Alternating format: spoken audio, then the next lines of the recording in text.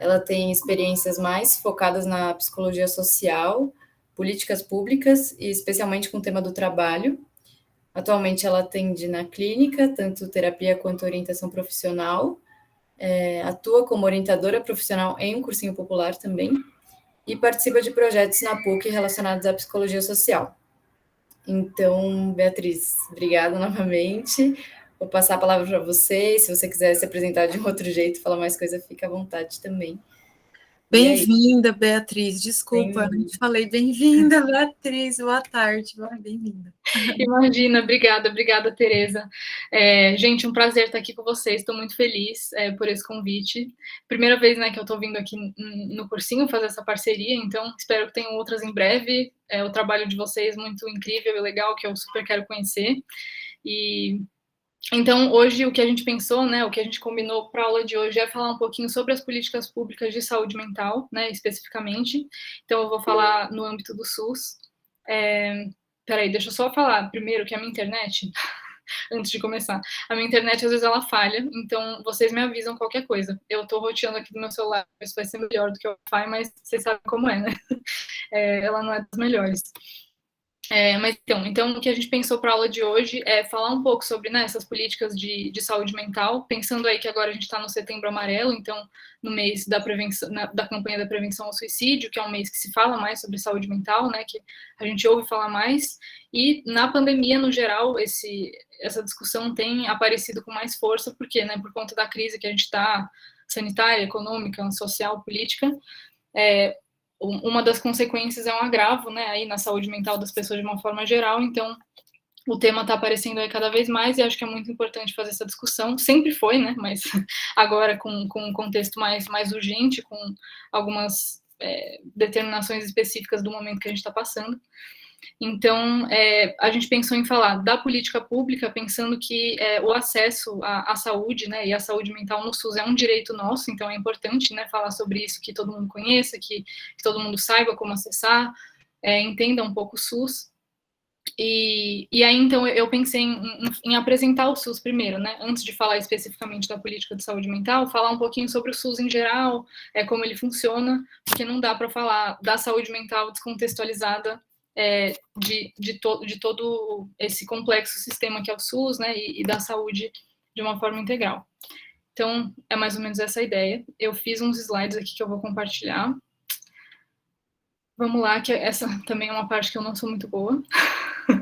Então, deixa eu ver aqui.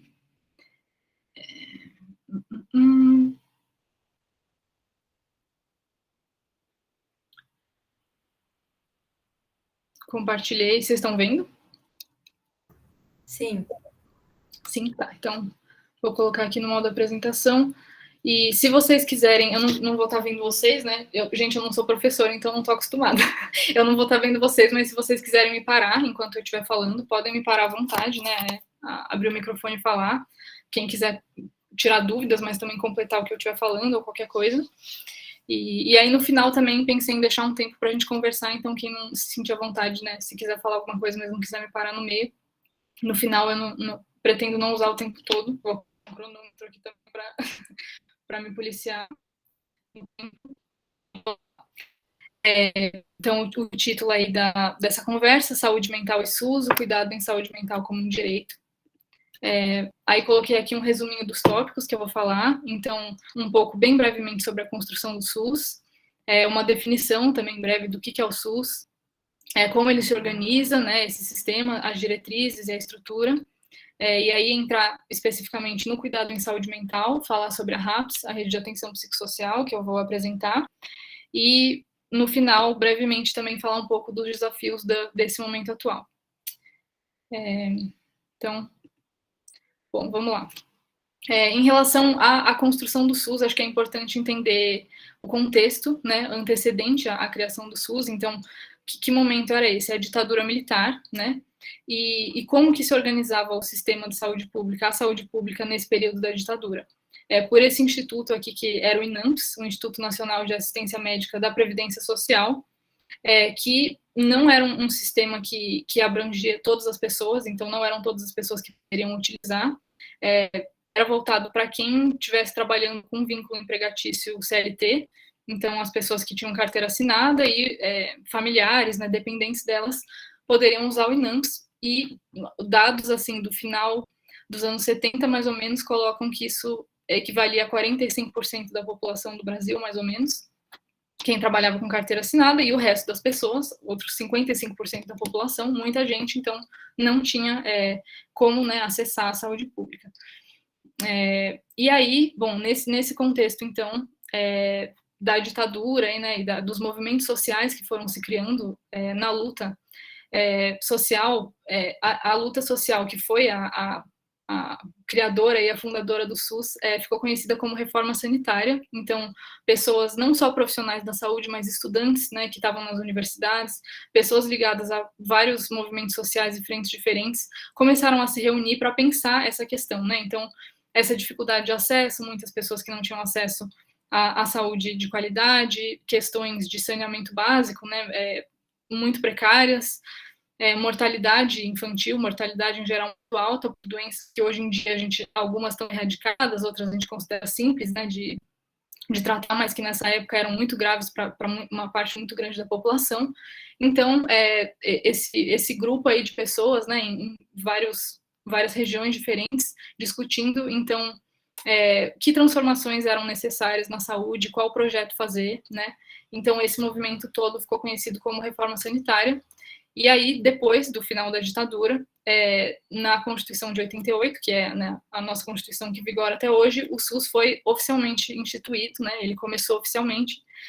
Uma data que eu não coloquei aqui também, que antecedeu a Constituição de 88, foi uma conferência de saúde que aconteceu em 86, que foi a primeira conferência de saúde em que essas pessoas que estavam engajadas na luta participaram e falaram ativamente, e daí então veio o começo do SUS e o começo dessas diretrizes e pensar como ele estaria organizado para, então, 2 anos depois, na Constituição, ele está já oficial e começar a funcionar.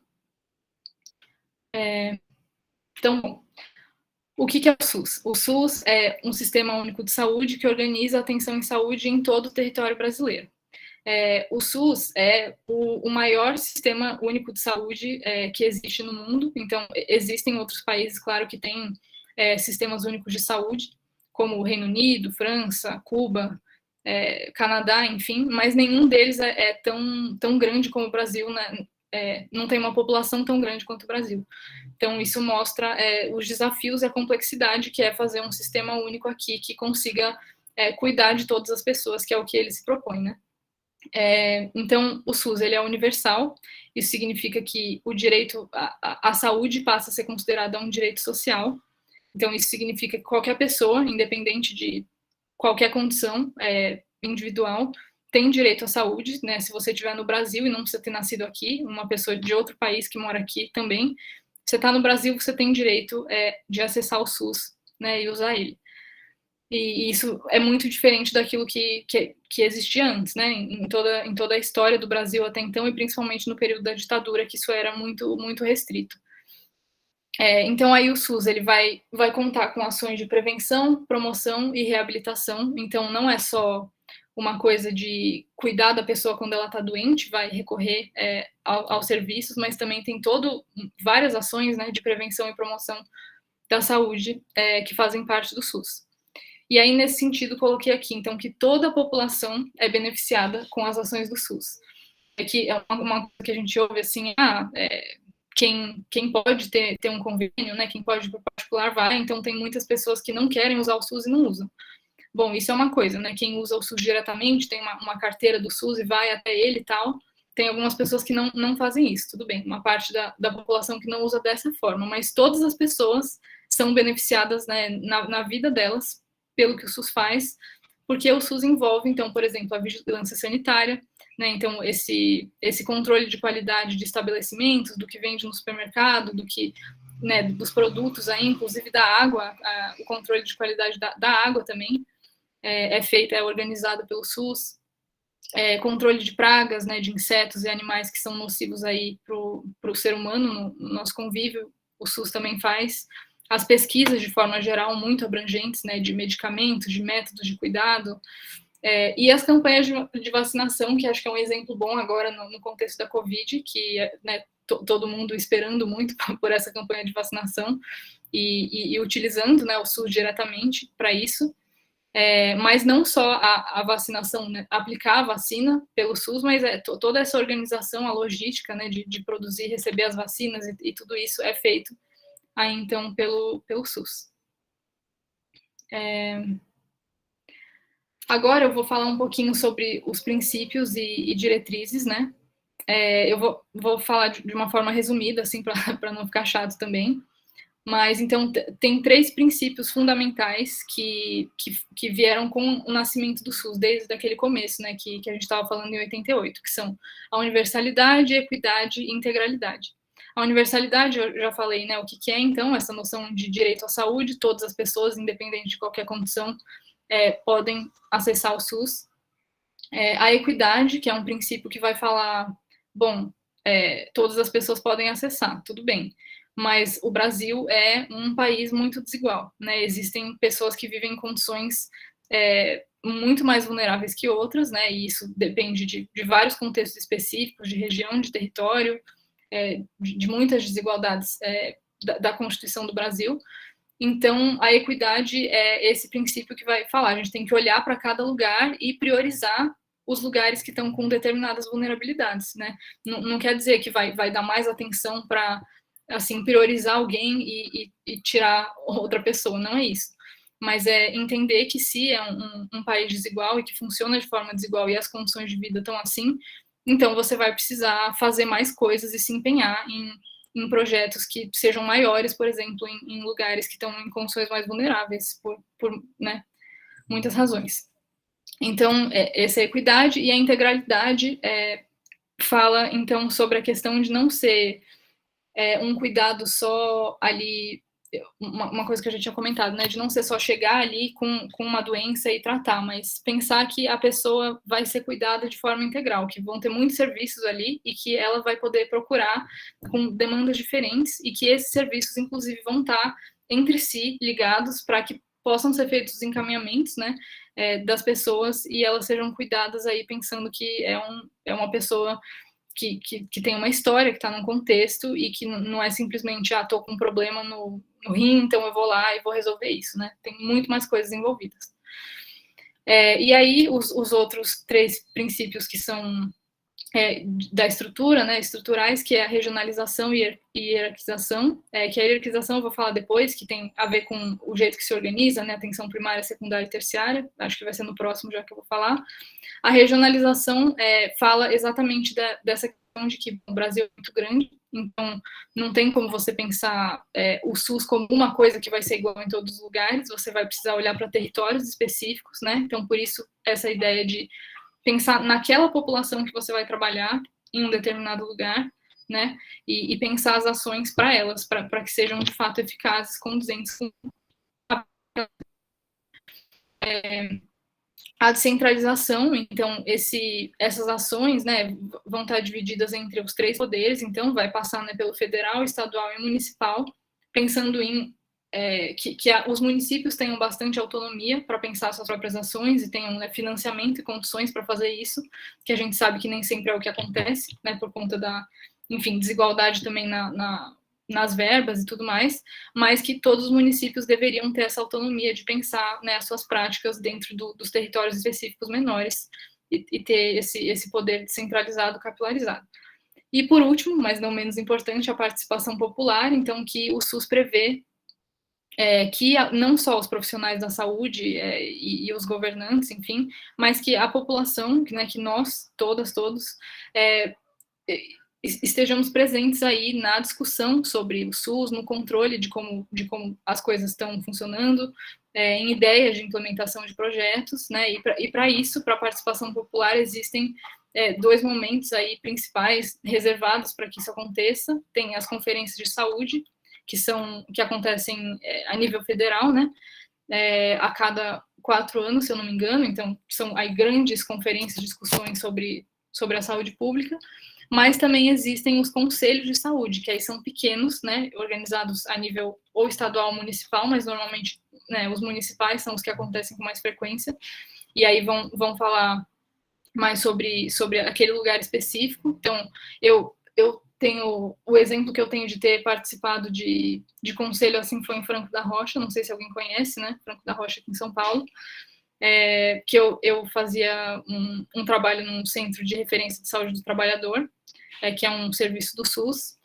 e aí, então, eu fui 2 vezes com a equipe desse serviço participar do conselho, assisti lá, que basicamente, acontece na prefeitura, né, lá em Franco da Rocha, então, no geral, quem estava lá eram profissionais, né, da saúde que trabalhavam nos serviços, mas também eu não era vinculada formalmente, então eu pude entrar como eu poderia nem estar lá com eles, só passar lá e entrar, e ouvi, então, as pessoas apresentando o que elas estão fazendo nos serviços, nos últimos meses, o que estava acontecendo, as pessoas iam lá, apresentavam até com slide mesmo, contando quais ações foram feitas no serviço, que dificuldades encontraram, aí, né, pode fazer perguntas e isso vai trocando, então, né, esse é um momento que a nossa participação, cidadãs e cidadãos, é muito bem-vinda e importante que aconteça, né.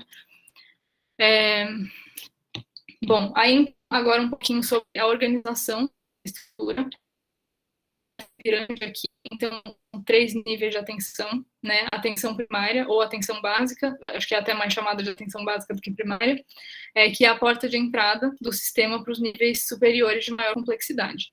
E, então, a atenção é o quê? As UBSs, né, que a gente conhece bem, né, a atenção primária a grupos populacionais situados em uma área de abrangência delimitada.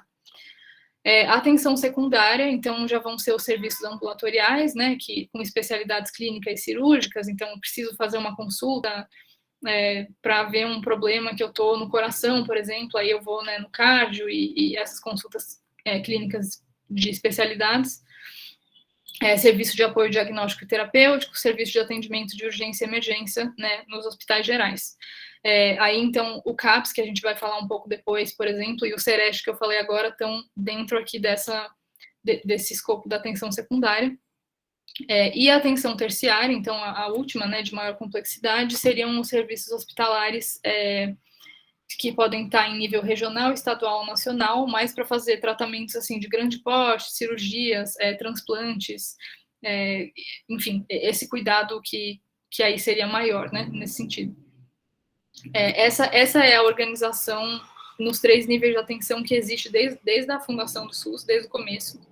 E agora, mais recentemente, em 2010, 2011, essa estrutura mudou um pouco. Então, ainda existe essa divisão, claro, nesses 3 níveis de atenção, eles ainda são falados, as pessoas falam nesses termos, mas teve uma passagem aí de uma lógica de hierarquia para uma lógica de redes. Então, de uma rede hierárquica para uma rede poliárquica.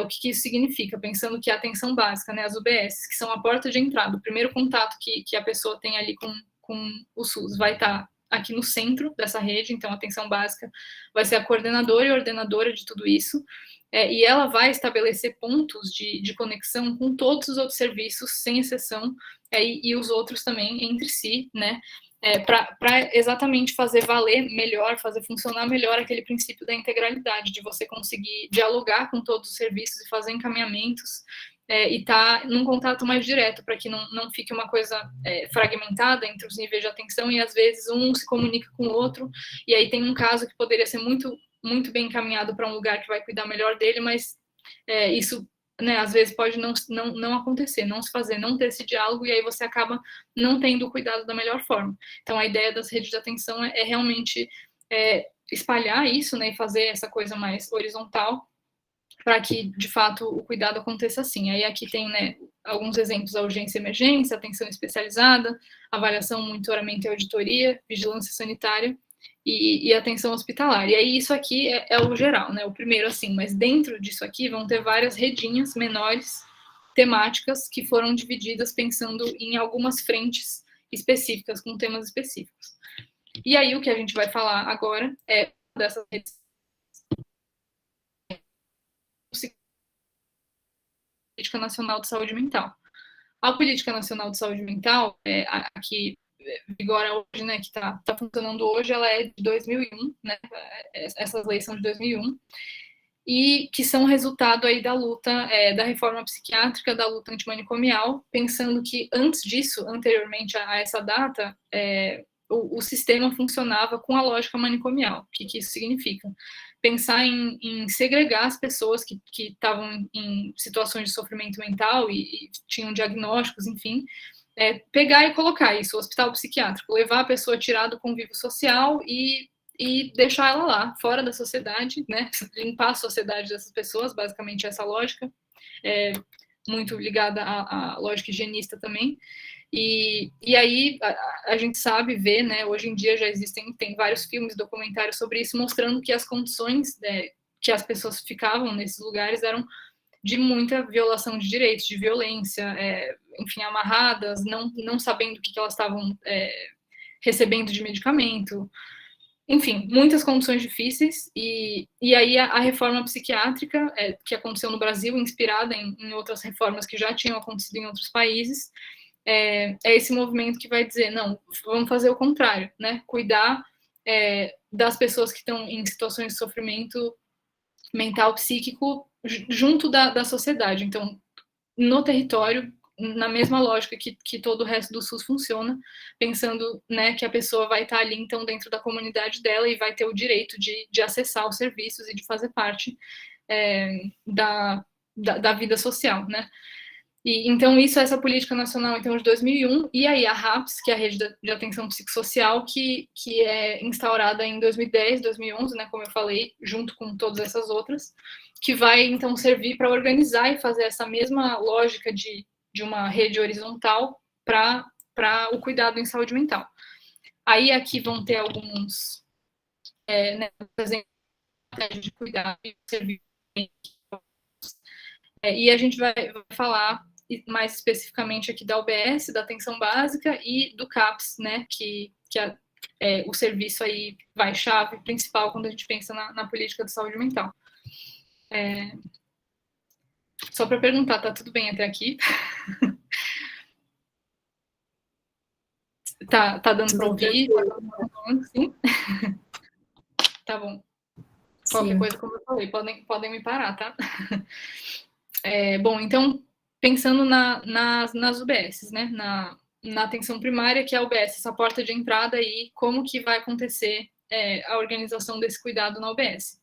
Bom, acho que primeiro é importante falar que tem dois modelos possíveis para as UBSs. Tem o modelo tradicional, então, que conta com esses seguintes profissionais: o clínico geral, médico clínico geral, pediatra, ginecologista, enfermeiro.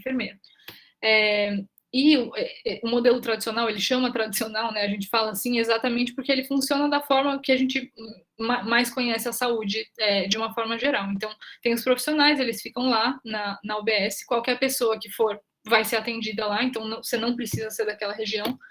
Uma UBS de modelo tradicional atende qualquer pessoa que chegar lá, né, e quiser usar o SUS.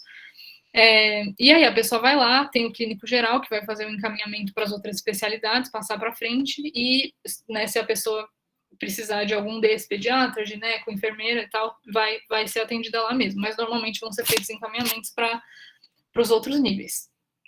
E qual que é a diferença para o outro modelo, que é o modelo da estratégia saúde da família, que foi instaurado aí no meio dos anos 90. A estratégia de saúde da família, ela é diferente, primeiro porque esse corpo de profissionais vai ser diferente, então vai ser um médico da família, não um clínico geral, enfermeiro, auxiliar técnico de enfermagem e os ACS, agentes comunitários de saúde.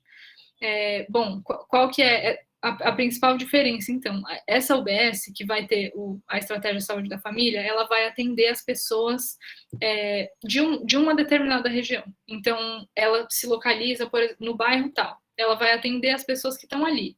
E essa equipe desses profissionais que eu falei, ela é responsável por todas as pessoas que moram nessa região, independente delas irem lá ou não. Então, por isso que existe, né, a visita domiciliar, que é feita pelos agentes comunitários de saúde, pode ser com outros profissionais também, porque mesmo que a pessoa não vá até a UBS procurar o serviço, existe essa noção de que essa equipe ela é responsável de fato pelo território e por outras pessoas de outros territórios não, né? Então ela vai ter essa atenção. E aí a diferença também, o médico da família, ele não é um clínico geral que vai olhar ali e encaminhar, ele tem essa formação para cuidar desde a infância até o final da vida, né? e acompanhar, de fato, esses diferentes momentos da vida e diferentes questões. Então, combina, digamos, né, esse modelo combina muito mais com todos os princípios do SUS, pensando na integralidade, e os agentes comunitários de saúde, os ACS, que são essenciais, acho que, enfim, a essência mesmo do modelo da saúde da família são os ACS, porque são pessoas que vivem no mesmo território da UBS, então, que conhecem ali o contexto, e que vão fazer essa conexão entre a saúde ali, a UBS, e a região. Então, vão fazer as visitas domiciliares, vão discutir os casos ali com todos os profissionais, que é muito importante que sejam pessoas do território exatamente por isso, para terem uma facilidade melhor de transitar e entender que contexto é aquele, né? Que bairro que é aquele, a região, como que ela se organiza, as relações ali, que tipo de relação que tem, quais são os principais problemas, né? Então, e o que é o núcleo de apoio à saúde da família, que agora, na verdade, acho que o nome mudou para núcleo ampliado de saúde da família, enfim, mas é um NASF, que faz parte da estratégia de saúde da família. Ele foi implantado aí, se eu não me engano, acho que 2008, por aí, 2010, 2008, que é um núcleo que vai apoiar esses outros profissionais que a gente já tinha visto.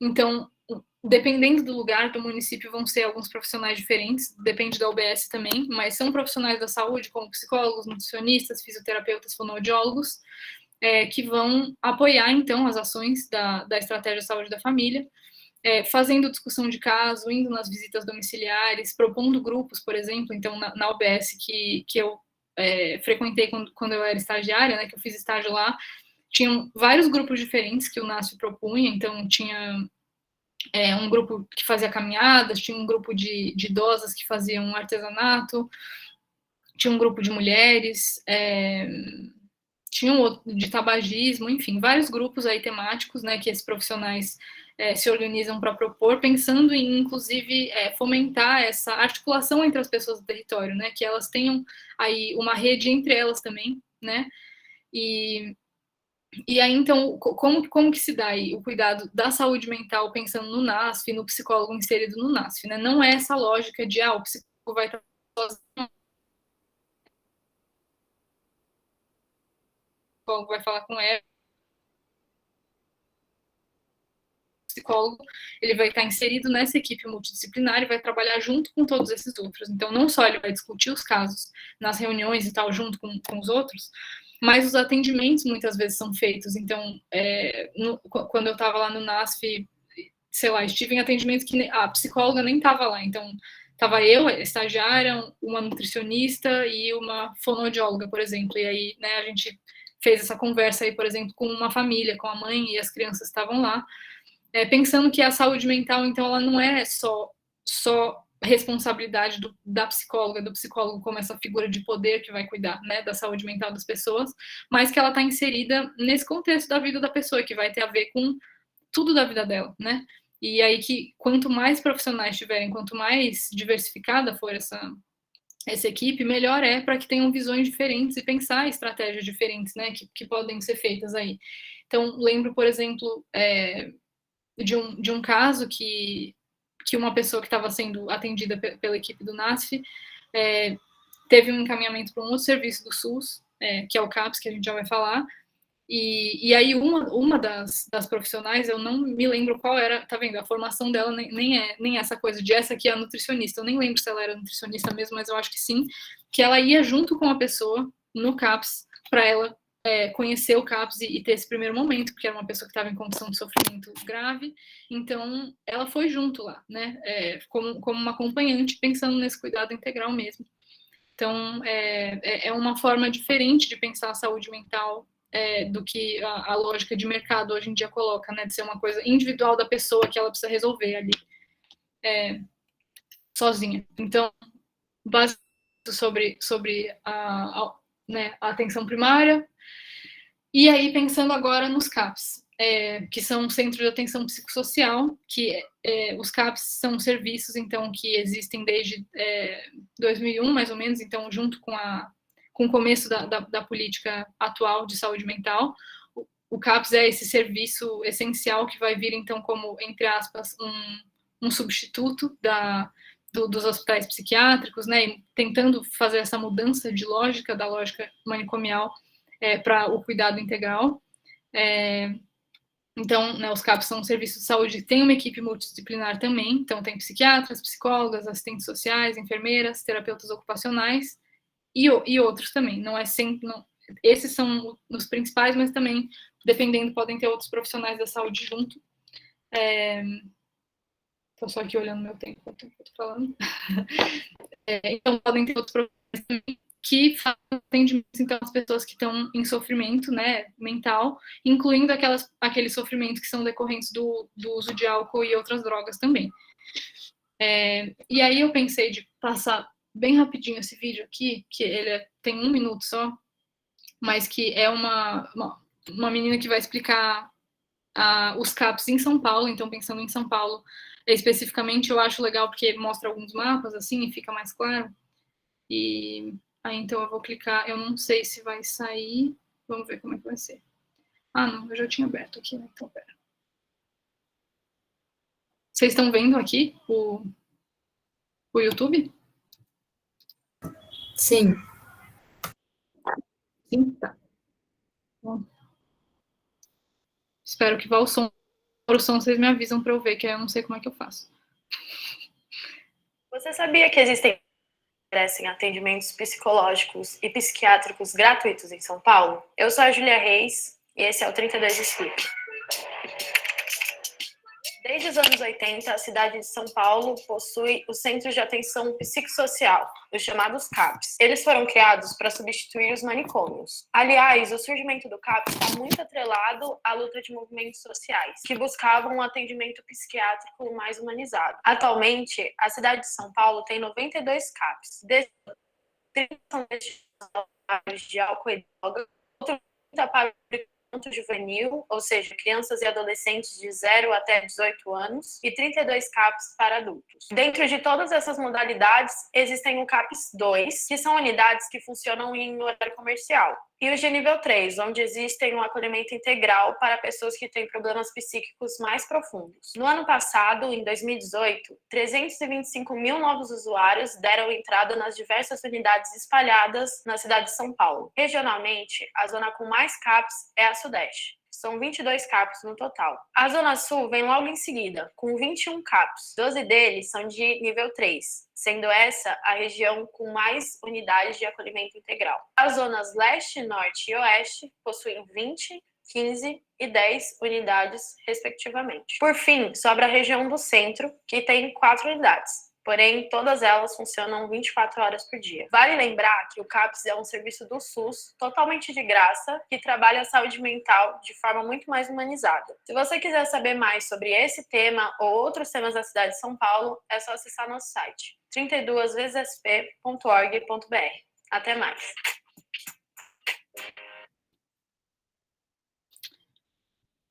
Bom, então...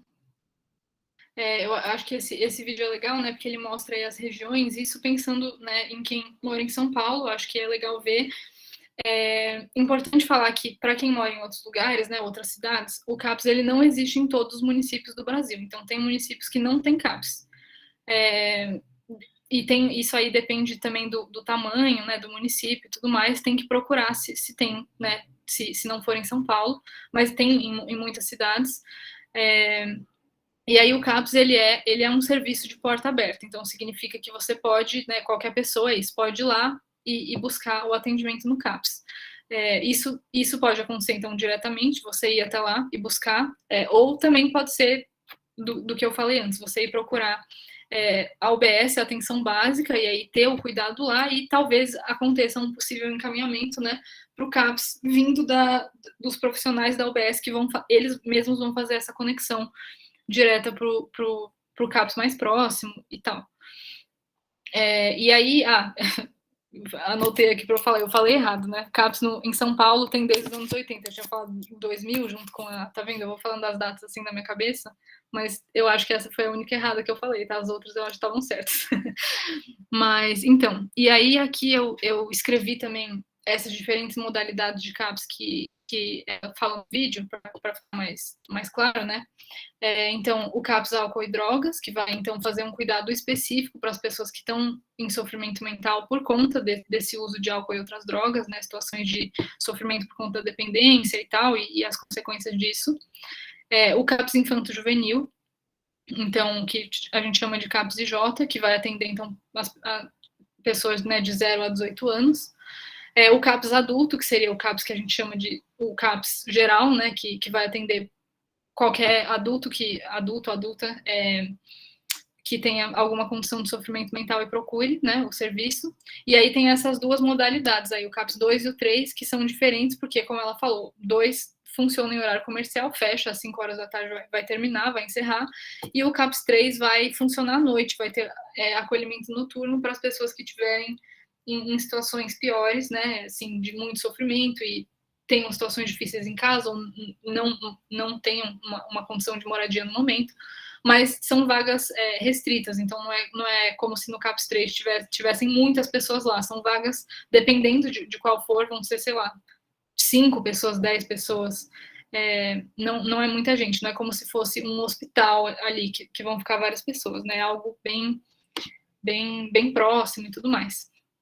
E o que não dá muito para falar de cada um deles, né, dos CAPs, mais uma coisa que é importante falar sobre como funciona esse cuidado lá e como que a equipe multidisciplinar trabalha, é que a mesma coisa que eu estava falando do NASF, das UBSs, né, que são da Estratégia de Saúde da Família, a saúde mental ela não vai estar centrada no psiquiatra e no psicólogo, na psicóloga psiquiatra para fazer tudo. Então não vai ser assim, você chega lá no CAPS e aí você vai passar com uma psiquiatra que vai te receitar tal medicamento, vai falar com a psicóloga e aí pronto, você vai embora, né?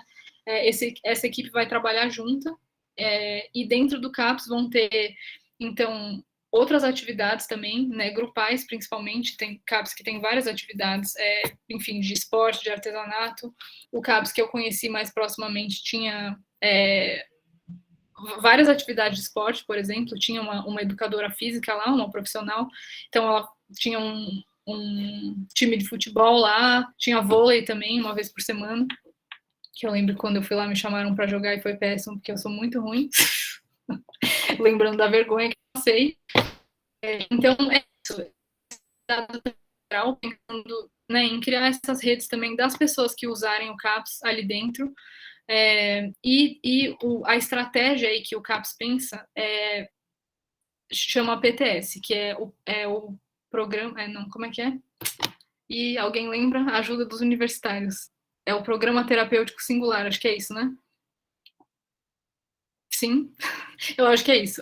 Eu não sei se eu acho que é programa, eu vou procurar. Mas enfim, o PTS vai ser essa modalidade aí, né, de cuidado que vai pensar, então, ele é singular, por quê? Porque para cada pessoa vai ser um. Então, quando você vai chegar lá, essa equipe ela vai te atender e vai pensar para você como que eles vão fazer esse cuidado. Então, né, vão conversar com você, vão entender as condições da sua vida no geral e quais encaminhamentos que podem acontecer dentro do CAPS, né? Então, como que vão te acompanhar ali dentro, mas também pensando no acompanhamento para outros serviços e tal. Lembrei, é projeto terapêutico singular. É isso aí, PTS. Então, essa lógica do PTS ela vai funcionar nos diferentes CAPs aí, independente, né, de qual seja o foco. Essa forma de cuidar. E tem alguém quer fazer algum comentário? Contar alguma experiência ou tirar alguma dúvida, alguma coisa?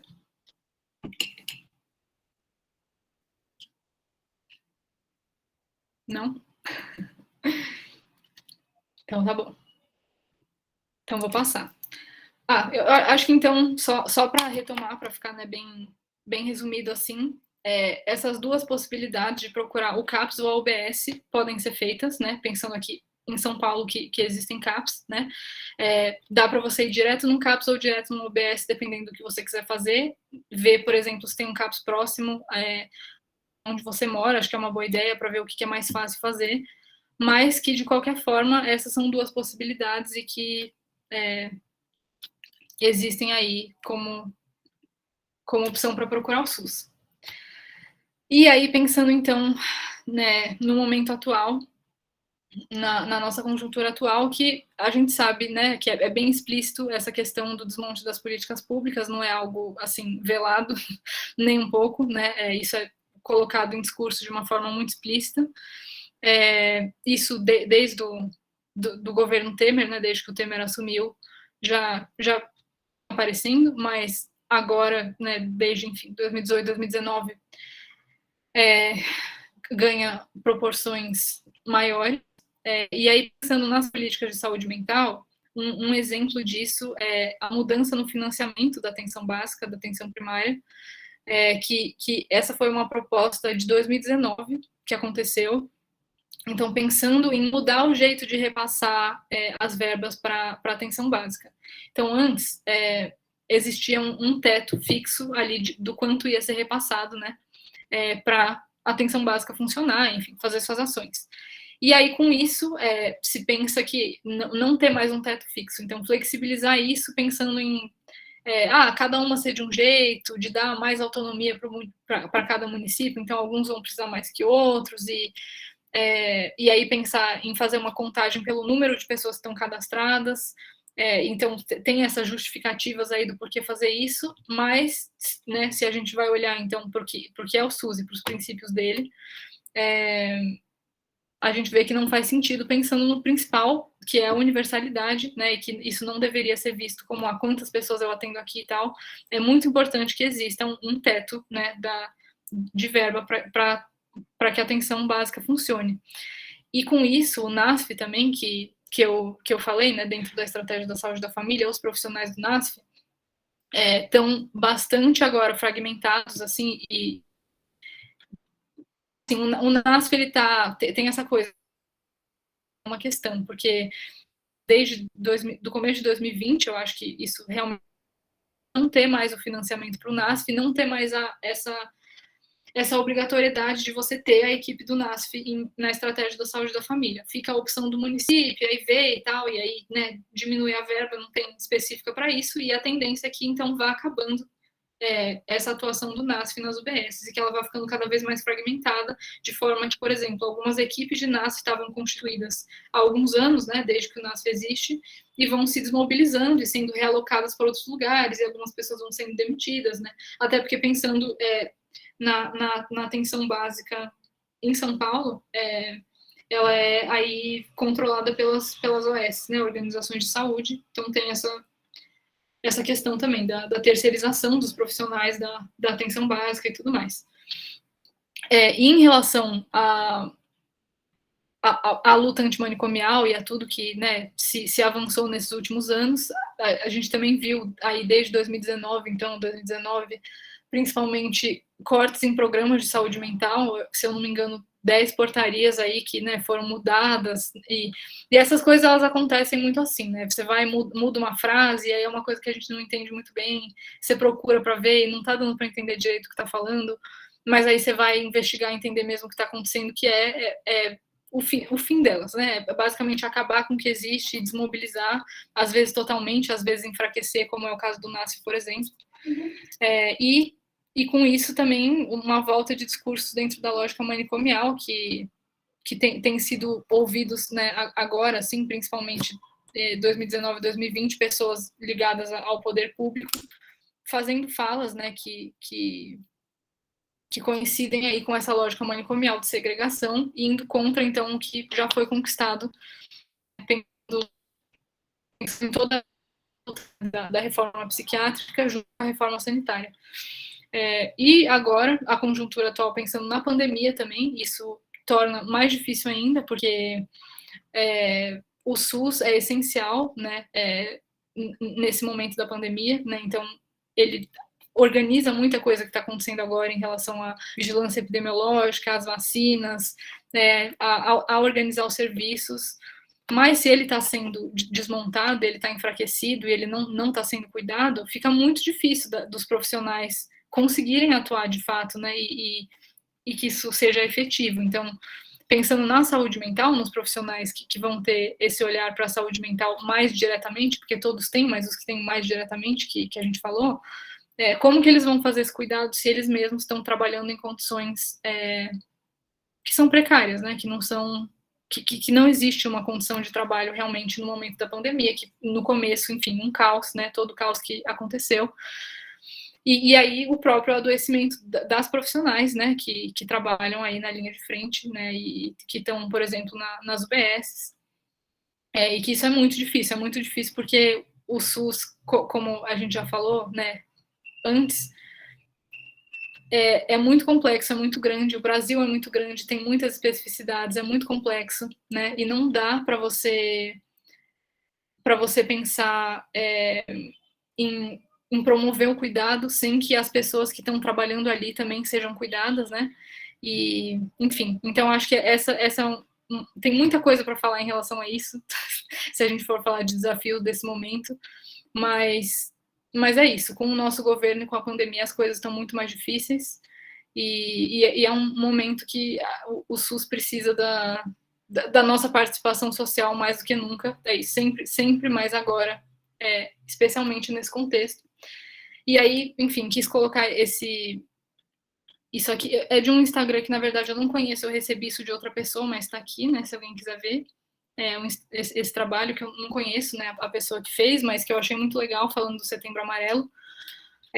Setembro Amarelo chegou, e algumas coisas devem ou deveriam fazer parte da campanha nacional de prevenção ao suicídio. Emprego e renda, comida no prato, principalmente feijão, acesso à saúde pública e gratuita e acesso à moradia, e entre outros, porque não há garantia de saúde mental coletiva em sistema feito para nos adoecer. Então é isso, né? Não dá para falar da saúde mental, Setembro Amarelo, prevenção ao suicídio, se as condições de vida das pessoas estão muito difíceis e isso tudo aqui, né? A gente falou sobre a saúde ser um direito, mas o direito ao trabalho também é um direito social, a alimentação, né? A segurança alimentar e a moradia também, né? Todos esses são direitos que são garantidos aí na Constituição, mas que na prática a gente sabe que são violados o tempo todo e que esse é um momento que tem, enfim, muitas pessoas desempregadas, muitas pessoas em condição de insegurança alimentar, passando fome, né? Então, tem muitas críticas ao Setembro Amarelo, a campanha, né, de falar sobre a saúde mental e tal, e aí e os direitos que não estão sendo cumpridos, e essas condições, como é que o teto da casa da pessoa caiu na casa dela e ela não tem o que comer hoje, e que saúde mental que é essa, né?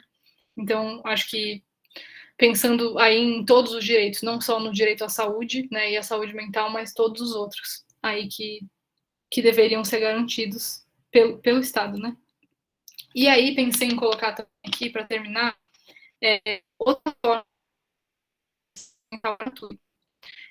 Porque né, a gente entende também que, por exemplo, às vezes eu posso, por exemplo, estar procurando alguma coisa pontual, quero conversar com uma psicóloga, por exemplo, uma vez, né, por uma condição, ou ter alguma coisa mais breve, enfim, um outro tipo de acompanhamento. Então, eu achei legal falar no final, né, pensando no que a gente está discutindo, algumas opções. Eu coloquei essas duas, mas tem outras também, e acho que isso é legal de, enfim, se continuar falando sobre, divulgar quais são as iniciativas, mas eu coloquei aí esse programa Autoestima, que é uma iniciativa do governo de São Paulo, que começou ano passado na pandemia. É uma plataforma, então é online, que oferece atendimentos para profissionais da saúde e para a população em geral também, atendimentos individuais em grupo. Eu entrei nesse site essa semana e, por exemplo, vi que tem um grupo que acontece semanalmente, tem o link do Meet lá, é um grupo de acolhimento, que você pode entrar uma vez e só ir aquela vez, ou pode voltar, enfim. Então funciona assim, desse jeito aberto. E tem os atendimentos individuais também, que aí eu acho que tem que, né, preencher alguma coisa, ver ali como é que faz, mas não é algo difícil, então só procurar ali no Google Programa Autoestima, vai abrir a página do governo e aí se vê lá. E essa é uma parceria com a USP, inclusive, eu não sei se tem alguma outra universidade participando, mas pessoas aí, professoras, alunas, né, da USP, então são pessoas que estão fazendo esses atendimentos, então ajudaram na construção dessa plataforma. E as clínicas escola das universidades, que, né, existem já, isso não no contexto da pandemia, mas já existiam. Eu coloquei alguns exemplos de algumas mais conhecidas em São Paulo, para quem é de São Paulo, né, a USP, Unip, PUC, São Camilo, que são universidades que têm psicologia, o curso de psicologia, e aí tem as clínicas escola, que são onde as estagiárias vão, né, prestar atendimento aí gratuito com supervisão das professoras e enfim.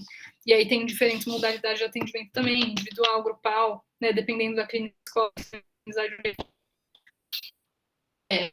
Então, aí dá para procurar, enfim, não só essas, mas outras universidades também, e dependendo se tiver, eu não sei se tem pessoas, eu tô falando assim, não sei se todo mundo é de São Paulo ou não, mas se não, procurar na universidade que tiver aí no município de vocês e tudo mais. Então, eu acho que é isso.